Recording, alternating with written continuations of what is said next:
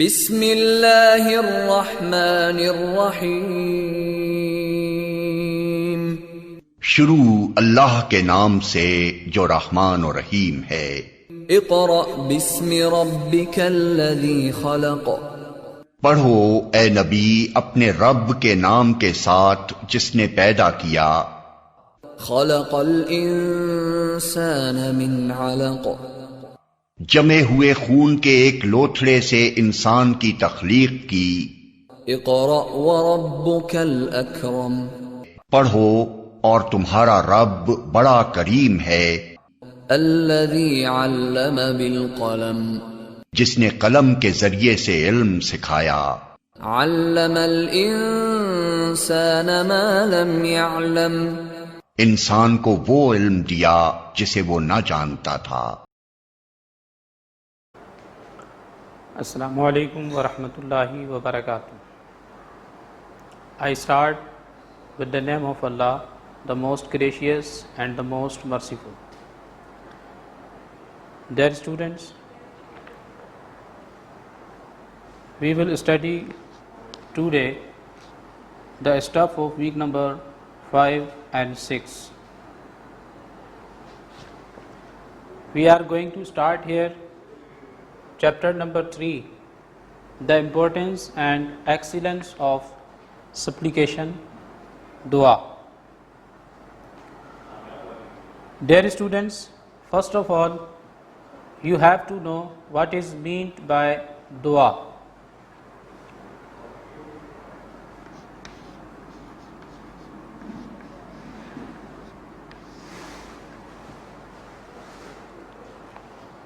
Dua is an Arabic word which means to call out. دعا عربی زبان کا لفظ ہے اور دعا کا مطلب ہوتا ہے پکارنا۔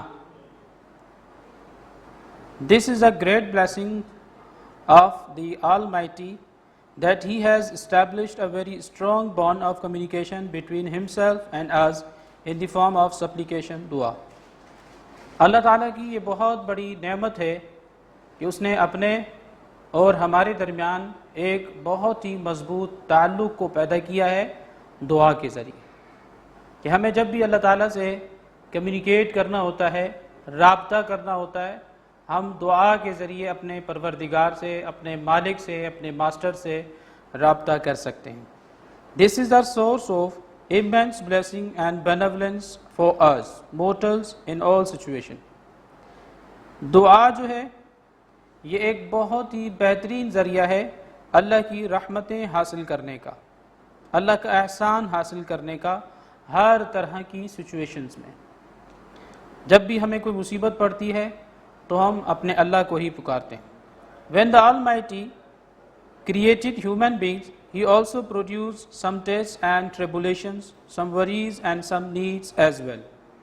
جب اللہ تعالیٰ نے حضرت انسان کو پیدا کیا، جب انسان کی تخلیق ہوئی تو اللہ تعالیٰ نے انسان کے ساتھ ساتھ بہت ساری تکلیفوں کو، پریشانیوں کو اور بہت ساری ضرورتوں کو بھی پیدا کیا which seem to around and engulf him، جو کہ اس کے ارد گرد گھومتی رہتی ہے۔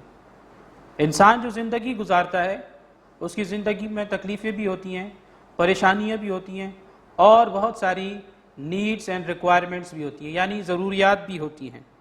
Human beings should express their helplessness humbly and beg, implore and offer supplication to the Creator to fulfill their needs. انسانوں کو چاہیے کہ وہ اپنی تمام تر تکلیفوں اور دکھوں کا مداوع اپنے پروردگار سے کروائیں اور اپنی تمام تر ضروریات کو پورا کرنے کے لیے اپنے پروردگار سے رابطہ کریں۔ It is essential for a human being to pray and beseech the Almighty. تو انسان کے لیے بہت زیادہ اہم ہے کیونکہ اللہ سے بڑھ کر ضرورتوں کو پورا کرنے والا کوئی نہیں ہے۔ تو بجائے اس کے کہ انسان در بدر کی ٹھوکریں کھاتا پھرے یا لوگوں کے سامنے ہاتھ پھیلاتا پھرے اپنی ضروریات کو پورا کروانے کے لیے، اس کے لیے یہ بات زیادہ اہمیت کی حامل ہے کہ جس پروردگار نے، جس خالق اور مالک نے اسے پیدا کیا ہے، وہ اسی کے سامنے گڑ گڑائے اور اسی سے التجا کرے اور دعا کرے۔ One should realize fully Well, that if needs and problems have been given to us by Allah, then the method to avoid these difficulties and solve to these problems is also with Allah. ہمیں یہ بات clearly سمجھ میں آ جانی چاہیے کہ جب تکلیفیں اور پریشانیاں دینے والا خود اللہ تعالیٰ ہے تو ان کا سلوشن بھی اللہ کے پاس ہی ہے. ضرورتیں پیدا کرنے والا بھی اللہ تعالیٰ ہے اور ان ضروریات کو پورا کرنے والا بھی خود اللہ تعالیٰ ہے. So to steer clear of all sorrow, suffering and calamities, human beings should also seek divine help and guidance. انسانوں کو یہ بات سمجھ میں آ جانی چاہیے ہر طرح کی تکلیفیں، پریشانیاں اور مصیبتیں صرف اور صرف اللہ ہی دور کر سکتا ہے. تو ہمیں اللہ تعالیٰ کے سامنے گڑ گڑانا چاہیے، دعا کرنا چاہیے تاکہ اللہ تعالیٰ ہماری تکلیفوں کو، پریشانیوں کو دور فرما دے اور ہماری ضرورتوں کو پورا فرما دے. For as Allah the Almighty says, اسی لیے اللہ تعالیٰ نے قرآن مجید میں یہ ارشاد فرمایا ہے. And your Lord says, call on me, I will answer your call, supplication. سورہ المومن ورس نمبر 60. وَقَالَ رَبُّكُمُ ادْعُونِي أَسْتَجِبْ لَكُمْ. یعنی اللہ تعالیٰ نے ارشاد فرمایا کہ اے میرے بندو تم مجھے پکارو، میں تمہاری پکار کا جواب دوں گا. یعنی اے میرے بندو تم مجھ سے دعا کرو، تمہاری دعا کو میں قبول فرماؤں گا. The Almighty likes His devotees to beseech Him again and again for every small and big needs. اللہ تعالیٰ اس بات کو پسند فرماتا ہے اپنے بندے کی طرف سے کہ اس کا بندہ اسے بار بار پکارے، اسے بار بار دعا مانگے. Every small or big needs، چاہے اس کی ضرورت چھوٹی ہو یا بڑی ہو. And that he be fulfilled repeatedly by His grace. اور وہ اللہ تعالیٰ ہی پورا فرمائے گا. Indeed, unfortunate is a person who disregards such an excellent boon and form of worship as supplication. بے شک وہ شخص بہت ہی زیادہ بدقسمت ہے جو دعا جیسی عبادت سے دور رہتا ہے. دعا ایک عبادت ہے اور وہ شخص بہت ہی زیادہ بدقسمت ہے جو کہ یہ دعا نہیں کرتا، یعنی وہ دعا جیسی عبادت سے دور رہتا ہے. It is narrated by Hazrat Abu Huraira رضی اللہ تعالیٰ عنہ that the Holy Prophet صلی اللہ علیہ وسلم said. حضرت ابو ہریرہ رضی اللہ تعالیٰ عنہ روایت کرتے ہیں کہ ہمارے نبی کریم صلی اللہ تعالیٰ علیہ وسلم نے ارشاد فرمایا، Allah the Almighty is angered by the person who does not implore Him. ترمذی شریف کی یہ روایت ہے. آپ صلی اللہ علیہ وسلم نے ارشاد فرمایا اللہ تعالیٰ ایسے شخص سے ناراض ہو جاتا ہے جو اللہ تعالیٰ سے گڑ گڑا کر دعا نہیں کرتا، یعنی اللہ تعالیٰ سے کچھ مانگتا نہیں. Again in the Holy Quran, Allah the Almighty says. ایک اور مقام پر قرآن مجید میں اللہ تعالیٰ نے ارشاد فرمایا And when my servants ask you concerning me. اور جب میرے بندے آپ سے میرے بارے میں سوال کریں وَإِذَا سَأَلَكَ عِبَادِي عَنِّي فَإِنِّي قَرِيب Then surely I am very near. تو آپ فرما دیجئے کہ میں بہت زیادہ قریب ہوں. اللہ تعالیٰ اپنے بندوں کے بہت زیادہ قریب ہے. کتنا قریب ہے؟ ایک دوسرے مقام پر اللہ نے ارشاد فرمایا وَنَحْنُ أَقْرَبُ إِلَيْهِ مِنْ حَبْلِ الْوَرِيدِ. بے شک ہم اپنے بندوں کی شاہ رگ سے بھی زیادہ ان کے قریب ہیں. اب شاہ رگ یہ ہماری شاہ رگ کہلاتی ہے، اس سے بھی زیادہ اللہ ہمارے قریب ہے. تو قرآن مجید میں اللہ تعالیٰ نے یہ ارشاد فرمایا کہ اے نبی جب میرے بندے آپ سے میرے بارے میں سوال کرتے ہیں تو آپ فرما دیجئے کہ میں ان کے بہت زیادہ قریب ہوں. I answer the prayer of the supplicant when he calls on me. میں ان کی دعاؤں کو سنتا ہوں جب وہ مجھے پکارتے ہیں، جب وہ مجھ سے دعا کرتے ہیں تو میں ان کی دعاؤں کو سنتا ہوں. So they should answer my call. تو انہیں چاہیے کہ جب میں انہیں بلاؤں تو وہ میری بات کا جواب دیں. Believe in me, مجھ پر ایمان لائیں. That they may walk in the right way. تاکہ انہیں ہدایت والے راستے پر گامزن کیا جائے. یہ سورہ بقرہ کی آیت نمبر 186 ہے. یس ڈیئر اسٹوڈنٹس، ایک اور حدیث میں رسول کریم صلی اللہ تعالی علیہ وسلم نے ارشاد فرمایا، every time when 1/3 of the night remains, روزانہ جب رات کا آخری پہر رہ جاتا ہے، رات کو 3 حصوں میں ڈیوائیڈ کیا جاتا ہے، پہلا پہر، دوسرا پہر اور تیسرا پہر۔ تیسرا پہر رات کا آخری پہر کہلاتا ہے۔ تو جب رات کا آخری حصہ رہ جاتا ہے، یعنی تیسرا پہر رہ جاتا ہے، then the Almighty asks، تو اللہ تعالیٰ پوچھتا ہے، who is there supplicating to me so that I can accept his prayer، ہے کوئی مجھ سے دعا کرنے والا کہ جس کی دعا کو قبول کیا جائے؟ who is there who is imploring me، ہے کوئی مجھ سے گڑ گڑانے والا so that I can bestow on him، تاکہ میں اسے عطا کروں؟ and who is there who is asking for forgiveness so that I may pardon him، ہے کوئی مجھ سے اپنے گناہوں کی معافی مانگنے والا، بخشش کا سوال کرنے والا کہ میں اسے بخش دوں؟ صحیح بخاری کی یہ روایت ہے، حدیث مبارکہ صحیح بخاری میں موجود ہے۔ تو اس حدیث سے بھی ہمیں پتہ چلتا ہے کہ جو رات کا آخری پہر ہوتا ہے، یعنی تیسرا حصہ رات کا، وہ قبولیت کا حصہ کہلاتا ہے، اور اس وقت اللہ تعالیٰ اپنی شان کے لائق آسمان دنیا پر نزول اجلال فرماتا ہے، اور اللہ کی رحمت اس کے بندوں کو پکار پکار کے بلاتی ہے اپنی طرف کہ ہے کوئی مجھ سے سوال کرنے والا، اسے عطا کیا جائے، ہے کوئی مجھ سے اپنے گناہوں کی بخشش مانگنے والا، اس کے گناہوں کو معاف کیا جائے، ہے کوئی مجھ سے مغفرت کا سوال کرنے والا، اسے بخش دیا جائے۔ لیکن افسوس، صد افسوس کہ جس وقت اللہ رب العالمین اپنے بندوں کو پکار رہا ہوتا ہے کہ وہ مجھ سے دعا کریں اور ان کی دعا کو قبول کیا جائے، تو ہم ایسے جو ہیں لوگ ہیں کہ اس وقت ہم جو ہے غفلت میں پڑے سو رہے ہوتے ہیں اور خواب و خرگوش کے مزے لے رہے ہوتے ہیں۔ تو ہمیں چاہیے کہ اگر ہم چاہتے ہیں کہ اللہ تعالیٰ ہماری دعاؤں کو قبول فرمائے، تو رات کے آخری پہر ہم اٹھیں، جبکہ سب سو رہے ہوتے ہیں، ہم اٹھیں اور وضو وغیرہ کر کے نماز پڑھ کے اللہ تعالیٰ سے گڑ گڑائیں اور اللہ تعالیٰ سے مانگیں، التجا کریں۔ اللہ تعالیٰ ضرور ہماری التجاؤں کو پورا فرمائے گا۔ Whose supplication are accepted and when، کس کی دعائیں قبول ہوتی ہیں اور کب ہوتی ہیں؟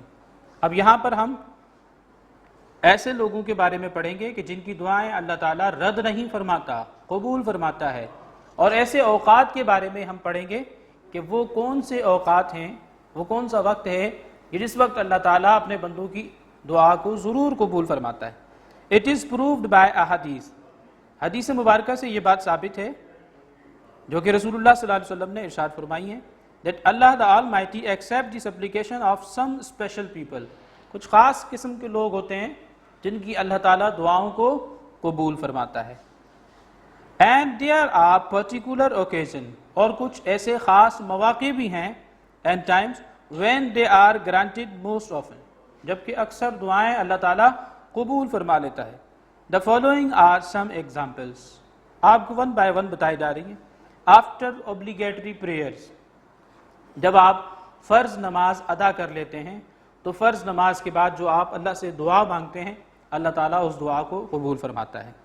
ایوری ڈے ایٹ dawn، جب سورج طلوع ہوتا ہے مشرق سے، تو اس وقت آپ سورج کے طلوع ہونے کے وقت اللہ تعالیٰ سے جو بھی دعا مانگیں اللہ تعالیٰ قبول فرماتا ہے۔ آفٹر آذان، جب مسجد سے آذان ہوتی ہے تو اذان کے بعد آپ اللہ تعالیٰ سے دعا مانگیں، اللہ قبول فرمائے گا۔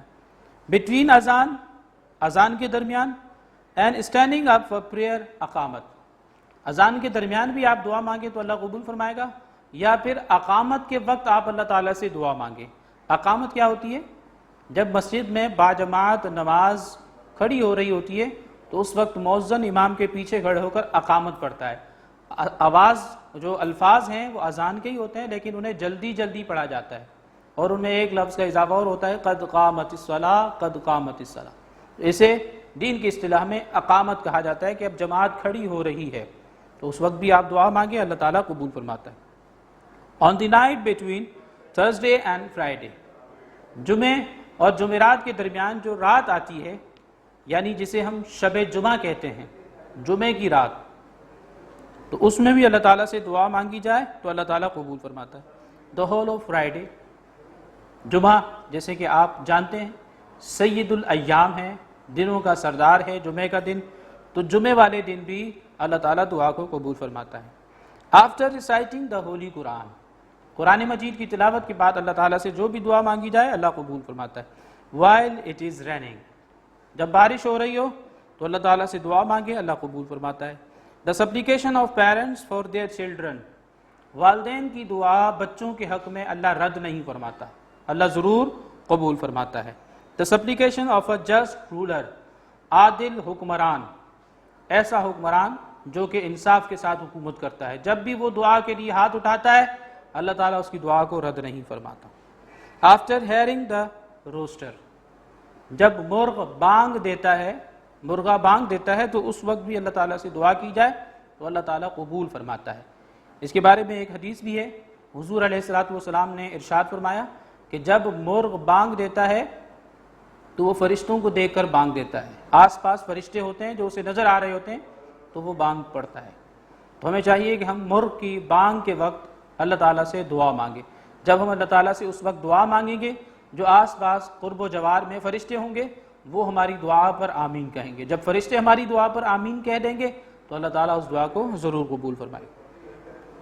The supplication of an oppressed person, مظلوم شخص کی دعا بھی اللہ تعالیٰ رد نہیں فرماتا. The whole month of Ramadan, رمضان کا پورا مہینہ دعاؤں کی قبولیت کا مہینہ ہے. The supplications of a traveler, مسافر کی دعا بھی اللہ تعالیٰ رد نہیں فرماتا، قبول فرماتا ہے. During war, میدان جہاد میں جہاد کے وقت جو دعا مانگی جائے اللہ قبول فرماتا ہے.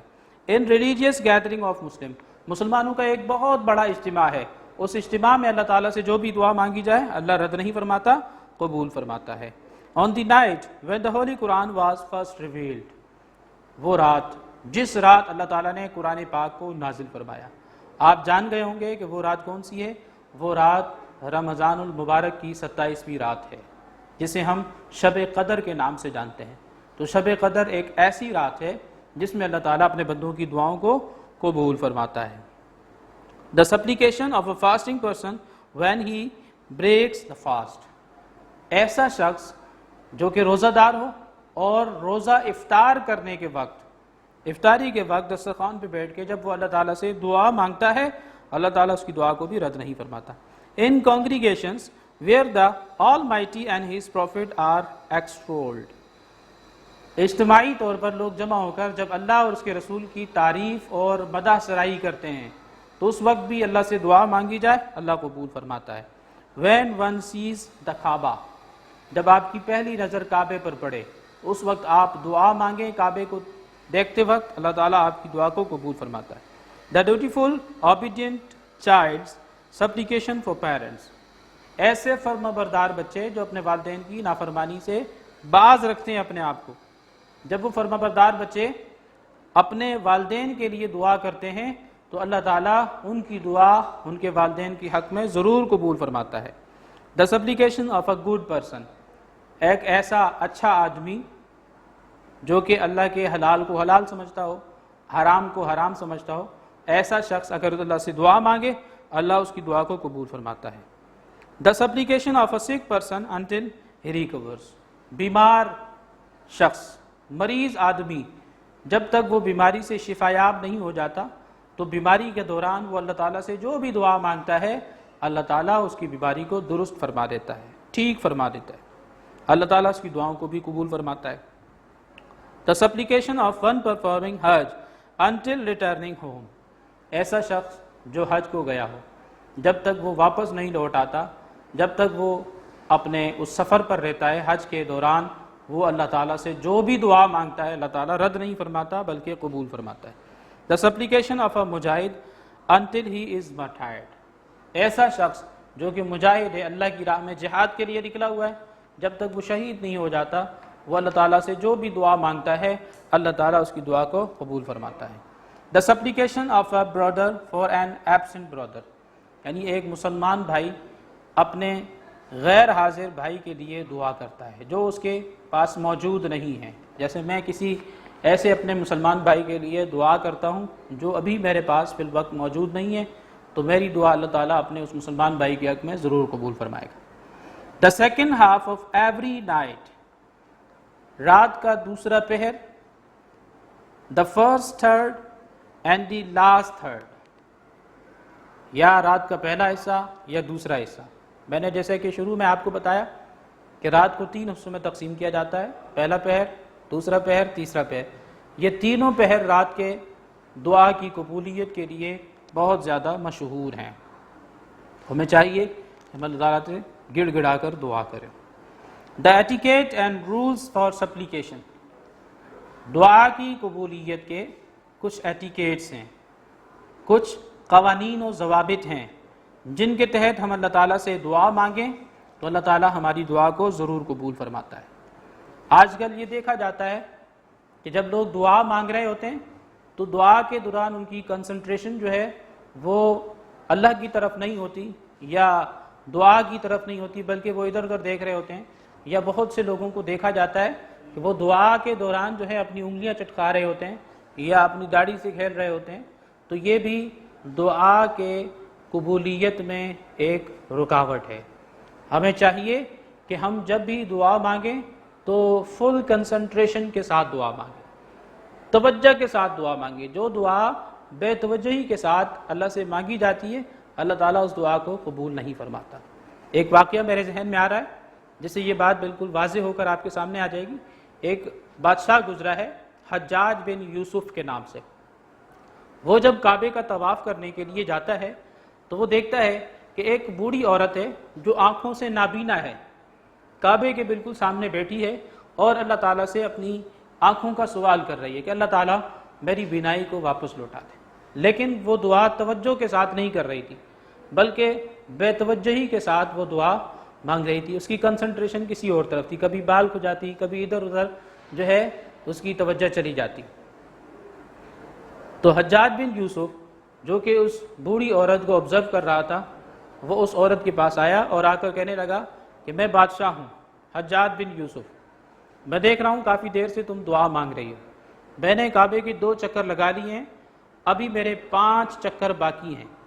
یہ 5 چکر پوری ہونے سے پہلے میں چاہتا ہوں کہ تم جو بھی دعا مانگ رہی ہو اللہ تعالیٰ اس دعا کو قبول فرما لے. اگر تمہاری یہ دعا قبول نہ ہوئی جو تم مانگ رہی ہو, یعنی اللہ تعالیٰ سے اپنی بینائی کا سوال کر رہی ہو, اگر اللہ تعالیٰ نے تمہاری اس دعا کو قبول نہ کیا تو پھر تمہیں سولی پر چڑھا دیا جائے گا یا تمہیں موت کے حوالے کر دیا جائے گا, تمہیں قتل کر دیا جائے گا. اب جب اس بڑھیا نے اپنی موت کا سامان جمع ہوتے دیکھا اور اپنی موت کا پروانہ سنا تو وہ بڑھیا ڈر گئی. اب پہلے تو وہ دعا کر رہی تھی بے توجہی کے ساتھ, اب اس نے دعا مانگنی شروع کی تو مکمل کنسنٹریشن کے ساتھ اور توجہ کے ساتھ, یعنی وہ اللہ تعالیٰ سے اس قدر گڑ گڑا کے دعا مانگ رہی تھی اور وہ یہ چاہ رہی تھی کہ بادشاہ کے جو 5 چکر رہتے ہیں ان کو پورا کرنے سے پہلے اللہ تعالیٰ اس کی اس دعا کو قبول فرما لے, ورنہ تو اسے موت کے گھاٹ اتار دیا جائے گا. تو اس بڑھیا عورت نے جب دل میں اللہ کا ڈر اور خوف لے کر اور مکمل یکسوئی کے ساتھ توجہ کے ساتھ اللہ تعالیٰ سے دعا مانگی تو بادشاہ کا جو وہ 5واں چکر پورا ہونے سے پہلے اللہ تعالیٰ نے اس کی دعا کو قبول فرما لیا اور اس کی بینائی بھی واپس آ گئی. تو عزیز طلبہ طالبات, تو ہمیں چاہیے کہ ہم دعا جب بھی مانگیں اللہ تعالیٰ سے توجہ کے ساتھ مانگیں, کنسنٹریشن کے ساتھ مانگیں. تو یہاں پہ کچھ ایٹیکیٹس اور رولز بتائے جا رہے ہیں دعا کی قبولیت کے لیے. سینڈ درود. Supplication is a form of worship, so our Prophet صلی اللہ علیہ وسلم has taught us the etiquette. جیسے کہ آپ جانتے ہیں کہ دعا یہ ایک طرح کی عبادت ہے, عبادت کی قسم ہے. تو رسول اللہ صلی اللہ علیہ وسلم نے ہمیں اس کے کچھ آداب سکھائے جو کہ ہمیں ضرور ان پر عمل کرنا چاہیے. تو پہلا ادب اس میں سے یہی ہے, send درود on our Prophet صلی اللہ علیہ وسلم before starting your supplication. سب سے پہلے جب آپ دعا اسٹارٹ کرنے لگیں تو اپنے پیارے نبی جناب محمد الرسول اللہ صلی اللہ علیہ وسلم پر درود پڑھیں, یعنی درود پاک سے آپ کی دعا اسٹارٹ ہونی چاہیے. The palm of the hands should be placed together and turned upwards towards the sky. یعنی آپ کی جو ہتھیلیاں ہیں وہ دونوں اس طرح سے آپ ملا دیں اور تھوڑا سا آسمان کی طرف انہیں اٹھائیں. اور اس طرح سے اپنے ہاتھوں کو کر کر اللہ تعالیٰ سے دعا مانگیں۔ یہ زیادہ بہتر طریقہ ہے دعا مانگنے کا۔ Do not be in a hurry for acceptance of the prayer۔ جلد بازی نہ دکھائیں، عجلت بازی نہ کریں کہ جلد سے جلد آپ کی دعا قبول ہو جائے۔ Pray with total faith and confidence۔ اللہ سے دعا کریں تو کانفیڈنس کے ساتھ کریں، ایسا کانفیڈنس اور ایسا یقین آپ کے پاس ہونا چاہیے کہ اللہ تعالیٰ آپ کی دعا کو قبول فرمائیں گے۔ یہ نہیں کہ آپ جو ہیں جب دعا مانگ رہے ہیں تو آپ کے دل میں یہ بات چل رہی کہ پتہ نہیں اللہ تعالیٰ میری دعا کو قبول فرماتا ہے یا نہیں، بلکہ آپ کے دل اور دماغ میں مکمل طور پہ یہ فیتھ ہونا چاہیے، عقیدہ ہونا چاہیے، یقین کامل ہونا چاہیے کہ اللہ ہی آپ کی دعا کو قبول فرمائے گا۔ Avoid any sources of income forbidden by Allah the Almighty۔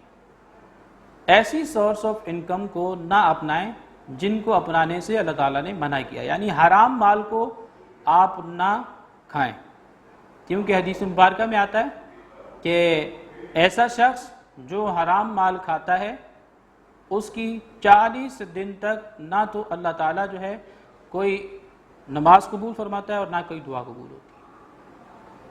عزیز طلبہ طالبہ، offer supplication regularly even at times of peace and well-being۔ روزانہ ہمیں دعا مانگنی چاہیے، چاہے حالت امن میں ہیں ہم تو بھی ہم اللہ سے دعا مانگیں، یا پھر بے چینی کی حالت میں اللہ تعالیٰ سے ہمیں دعا مانگنی چاہیے۔ The supplicant should express humility in beseeching the Almighty۔ جب بندہ اللہ تعالیٰ سے گڑ گڑا کر دعا مانگ رہا ہو تو اسے چاہیے کہ وہ اللہ تعالیٰ کی تعریف اور حمد و ثنا بیان کرے۔ Pray invoking the glorious name of Allah Almighty۔ یعنی اللہ تعالیٰ سے جب دعا کریں تو اللہ تعالیٰ کے جو صفاتی نام ہیں ان ناموں کے ذریعے اللہ تعالیٰ سے دعا کریں۔ Implore in a low voice in entreating modesty and eagerly۔ یعنی جب ہم اللہ تعالیٰ سے دعا کریں تو ہماری آواز بہت زیادہ بلند نہیں ہونی چاہیے، کیونکہ اللہ ہمارے شہر حق سے بھی زیادہ قریب ہے، تو ہمیں تو ضرورت ہی نہیں ہے کہ ہم بآواز بلند چیخ چیخ کر دعا مانگیں، بلکہ اللہ تعالیٰ سے ہم سرگوشی والے انداز میں بھی دعا کریں تو اللہ تعالیٰ ہماری وہ دعا بھی سن سکتا ہے۔ Do not raise eyes towards the sky۔ دعا کے دوران آسمان کی طرف بھی ہمیں نظر نہیں اٹھانی چاہیے، یہ دعا کے ادب کے خلاف۔ Do not complain or chide impatiently۔ بے صبری کا مظاہرہ نہیں کرنا، اللہ تعالیٰ سے شکوہ اور شکایت نہیں کرنی۔ ایسا نہ ہو کہ آپ نے کئی مرتبہ ایک دعا کو کیا ہو، اللہ تعالیٰ نے اس دعا کو قبول نہیں کیا، تو اگلی بار جب آپ دعا کریں تو بے صبری کا مظاہرہ کرتے اللہ سے شکوہ اور شکایت کریں کہ اللہ آپ کی دعا کو قبول ہی نہیں فرما رہا۔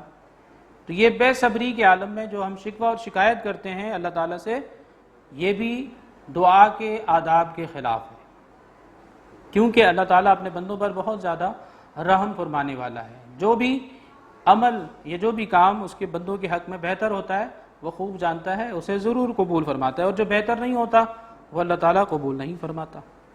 Before the end of this supplication, praise and glorify the Almighty۔ دعا کے اختتام سے پہلے ہمیں چاہیے کہ ہم اللہ تعالیٰ کی حمد اور ثنا بیان کریں، اللہ تعالیٰ کی پاکی بیان کریں۔ After ending the supplication, again send درود on the Holy Prophet صلی اللہ علیہ وسلم۔ اور دعا کے اختتام پر ہمیں چاہیے کہ ہم رسول کریم صلی اللہ علیہ وسلم پر ایک مرتبہ پھر درود پاک پڑھیں۔ Say آمین at the end of the supplication۔ جب ہم دعا مکمل کر لیتے ہیں تو ہمیں چاہیے کہ ہم دعا کے اختتام پر آمین کہیں۔ یہ جو آمین ہے یہ عربی زبان کا لفظ ہے۔ ہم جب دعا پر آمین کہتے ہیں تو اس کا مطلب ہوتا ہے اے اللہ ہماری اس دعا کو قبول فرما لے۔ تو ہمیں چاہیے کہ جب اجتماعی طور پر دعا کی جا رہی ہو تو اس وقت بھی ہم دعا پر آمین کہیں، یا اپنی دعا مانگ رہے ہیں تو دعا کے اختتام پر آمین ضرور کہیں، یعنی اللہ سے یہ بھی دعا مانگیں کہ اللہ ہماری اس دعا کو قبول فرما لے۔ Finally, pass both palms over the face۔ اور یہ بھی مستحب عمل ہے، سنت طریقہ ہے کہ جب آپ دعا مکمل کر لیں تو دعا کے اختتام پر اپنے دونوں ہاتھوں کو اپنے چہرے پر اس طرح سے مل لیں۔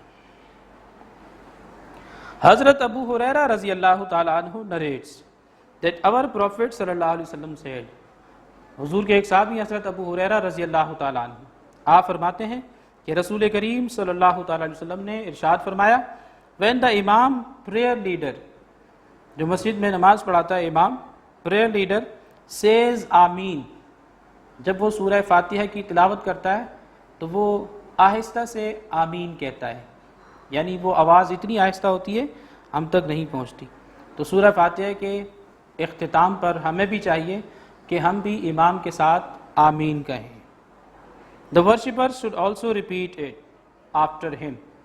رسول کریم صلی اللہ علیہ وسلم نے ارشاد فرمایا کہ جب امام آہستہ سے آمین کہے تو لوگوں کو بھی چاہیے کہ وہ بھی اس کے ساتھ ساتھ اس کو دہرائیں یعنی وہ بھی آمین کہیں. Angels are repeating the same after him. کیونکہ مسجد میں جو فرشتے موجود ہوتے ہیں جب امام سورہ فاتحہ کی تلاوت کے بعد آمین کہتا ہے تو فرشتے بھی اس کی آواز پر آمین کہتے ہیں اس کی سورہ فاتحہ کے اختتام پر آمین کہتے ہیں. تو جب فرشتے بھی آمین کہیں اور ہم بھی آمین کہیں تو اس کا فائدہ کیا ہوگا؟ So perchance the worshipper's voice may coincide and mingle with the angel's voice and all his previous sins will be forgiven. جب ہماری آمین فرشتوں کی آمین کے موافق ہو جائے گی یعنی جس طرح فرشتے آمین کہیں ہمیں بھی چاہیے کہ ہم بھی اس طرح آمین کہیں. تو یہاں سے یہ بات بھی ثابت ہوتی ہے کہ فرشتے آمین کہتے ہیں اور جب وہ آمین کہتے ہیں تو ان کی آواز ہمیں سنائی نہیں دیتی. اب حدیث میں آیا کہ فرشتے آمین کہتے ہیں اور فرشتے جب آمین کہتے ہیں تو ہمیں ان کی آواز سنائی نہیں دیتی.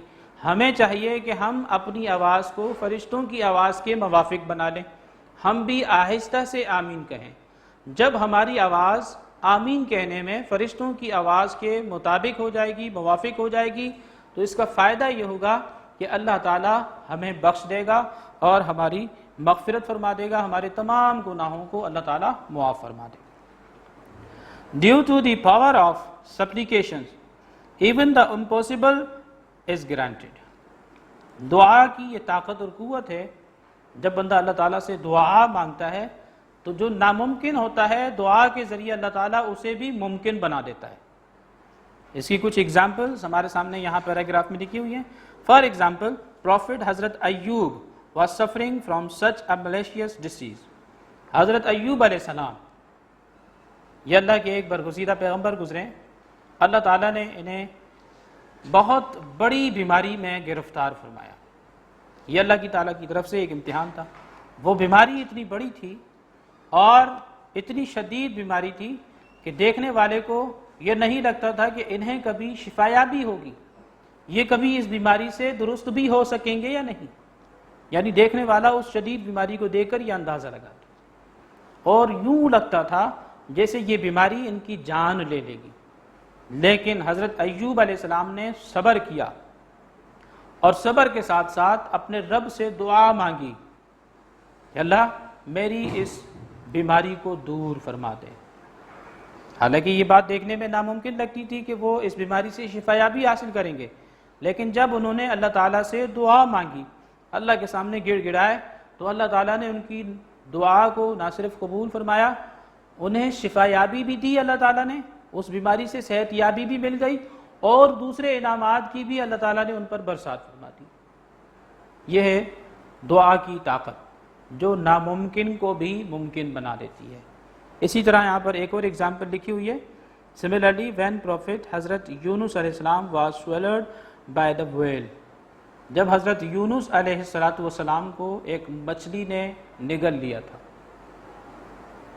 اب مچھلی جسے نگل لے اور پھر وہ مچھلی کے منہ سے زندہ واپس نکل آئے بظاہر یہ بات ناممکن سی دکھائی دیتی ہے ناممکن سی لگتی ہے. لیکن جب بندہ اللہ تعالیٰ سے گڑ گڑاتا ہے اور دعا کرتا ہے میں نے آپ کو بتایا کہ ہر ناممکن چیز بھی اللہ تعالیٰ ممکن فرما دیتا ہے. اللہ اتنا طاقتور ہے اتنا پاورفل ہے. تو حضرت یونس علیہ السلام نے مچھلی کے پیٹ میں پہنچنے کے بعد اللہ تعالیٰ سے فریاد کی گڑ گڑائے اللہ کو پکارا تو اللہ تعالیٰ نے ان کی فریاد کو سنا ان کی دعا کو قبول فرمایا اور پھر اس مچھلی نے جس نے آپ کو نگلا تھا وہ کنارے پر آئی اور کنارے پر آپ کو صحیح سلامت اگل دیا، آپ مچھلی کے پیٹ سے صحیح و سالم باہر نکل آئے۔ تو یہاں سے بھی پتہ چلتا ہے کہ دعا کتنی طاقتور ترین جو ہے ہمارے لیے موجود ہے۔ اللہ the Almighty has infinite love for his creatures۔ آپ جانتے ہیں کہ اللہ تعالیٰ اپنے بندوں سے بہت زیادہ پیار فرماتا ہے، بلکہ حدیث مبارکہ میں تو یہاں تک ہے کہ ایک ماں اپنے بچے سے جتنا پیار کرتی ہے یہ ایک درجے کا پیار ہے۔ اللہ تعالیٰ 70 گنا زیادہ ایک ماں سے بھی اپنے بندے سے محبت فرماتا ہے۔ اس سے اندازہ کر سکتے ہیں کہ اللہ تعالیٰ اپنے بندے سے کتنا پیار فرماتا ہے۔ And he wishes them to be free from any harm۔ اللہ چاہتا ہے کہ بندے ہر طرح کے شر سے، مصیبت سے، نقصان سے محفوظ رہیں۔ When a person in ignorance implores him for something which will actually be a cause of injury، جب بندہ جہالت میں یا انجانے میں اللہ سے کوئی ایسی دعا مانگ بیٹھتا ہے جو اس کے حق میں بہتر نہیں ہوتی، جو اس کے لیے نقصان دہ ہوتی ہے۔ He in his infinite wisdom، اللہ تعالیٰ بہت زیادہ جاننے والا ہے، بہت زیادہ عقل مند ہے، grants him in its stead something else and also saves him from any loss or harm۔ تو اللہ تعالیٰ اپنے علم کے بل بوتے پر اپنے اس بندے کو اس دعا کے بدلے میں کوئی بہتر جو ہے عطا فرما دیتا ہے، جو اس بندے کے لیے بہتر ہوتا ہے۔ یعنی بندہ انجانے میں اللہ تعالیٰ سے کسی ایسی چیز کا سوال کر رہا ہے جو اس کے حق میں بہتر نہیں ہے، اور اللہ تعالیٰ اپنے بندے سے اس قدر پیار اور محبت فرماتا ہے کہ اللہ تعالیٰ اپنے اس بندے کو جو اس کے حق میں بہتر ہوتا ہے اس کے بدلے میں وہ عطا فرما دیتا ہے۔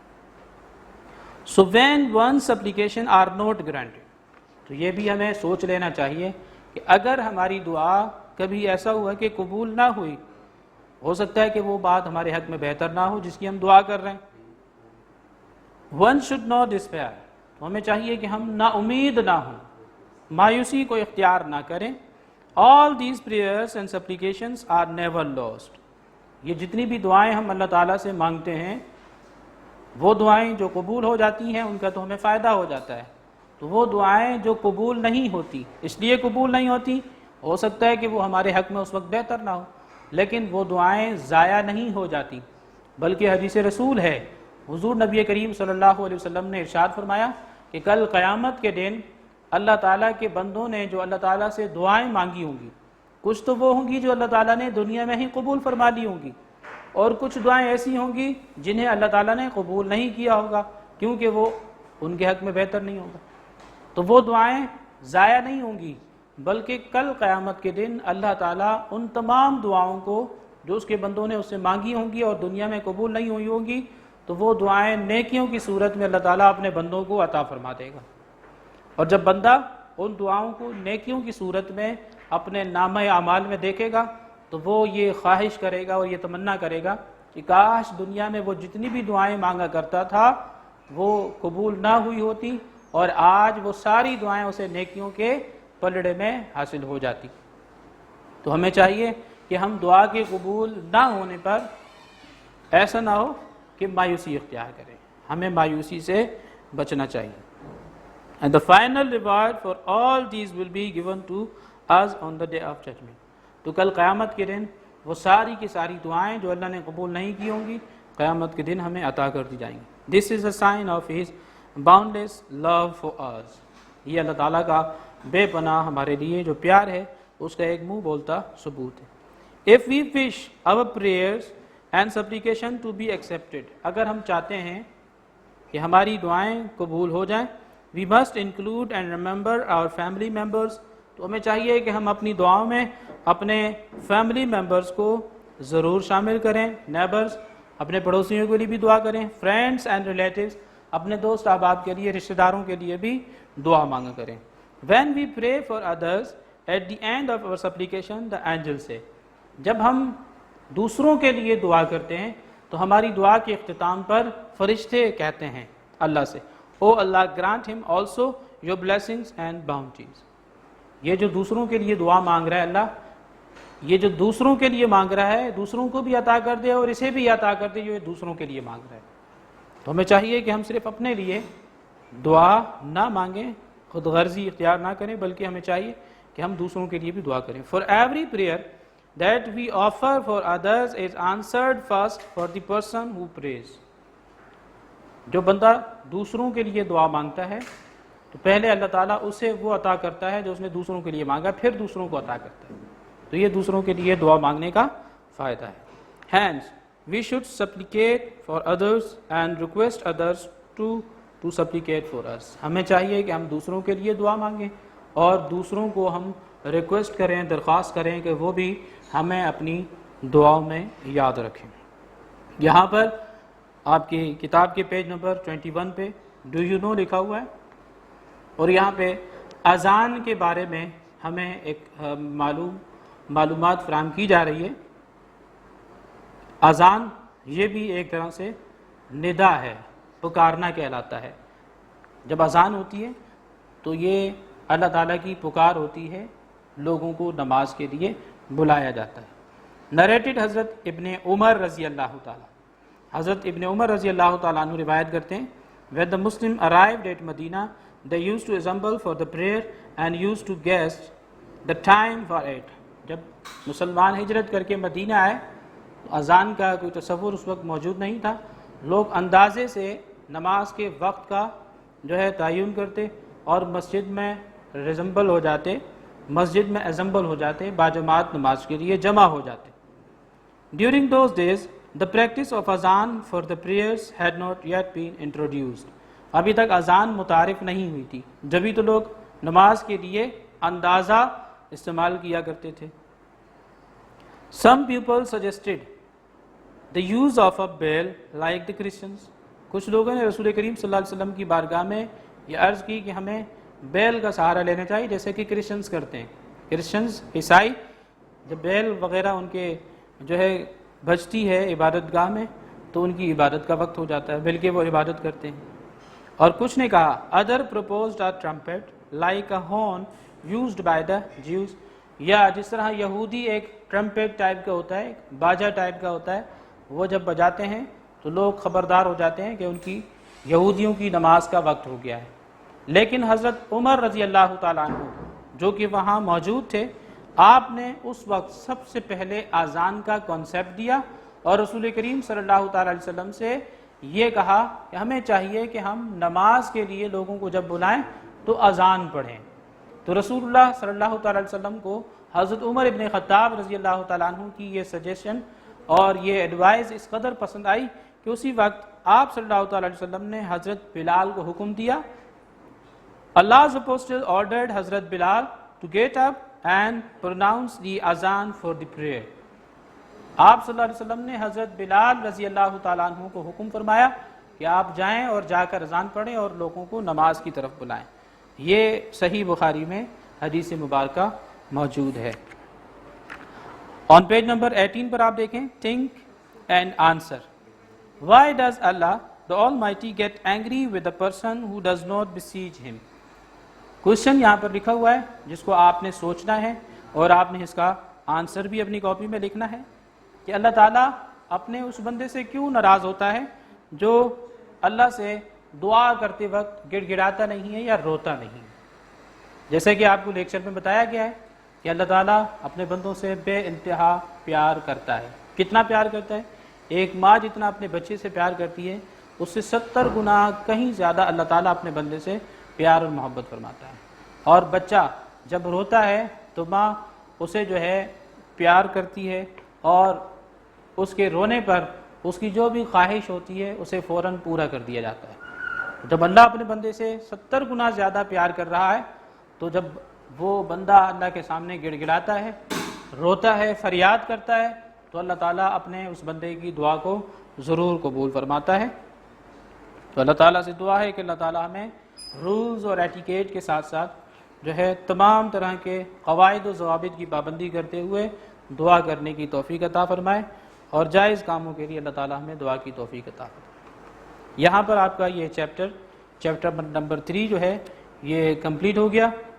آپ کا جو ہوم ورک ٹاسک ہے یہاں بورڈ پر لکھا جا رہا ہے You have to complete this homework task.